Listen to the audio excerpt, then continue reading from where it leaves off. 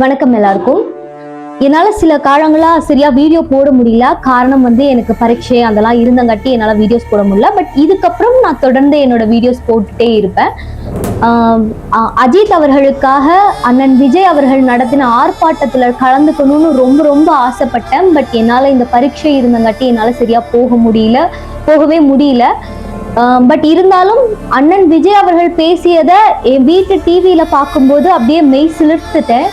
அவர் கேட்ட ஒரு கேள்விகளும் ஒரு வார்த்தைகளும் ரொம்பவே உண்மையா இருந்தது. அந்த குடும்பத்துல இருந்து ஒருத்தர் கேட்ட கேள்வி மாதிரி இருந்தது.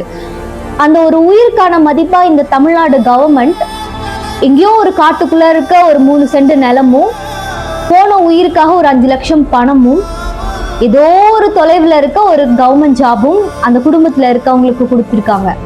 அவ்வளவுதான் அந்த உயிருக்கான மதிப்பு அப்படின்னு சொல்லி இந்த கவர்மெண்ட் நினைச்சிருச்சு. இந்த கேஸை இன்னுமே சால்வ் பண்ணாம சிபிஐக்கு மாத்திருக்காங்க. நம்மளோட தமிழ்நாடு போலீஸ்க்கு இதை சால்வ் பண்ண முடியல. ஸோ அவங்க இதை சிபிஐக்கு மாத்திருக்காங்க.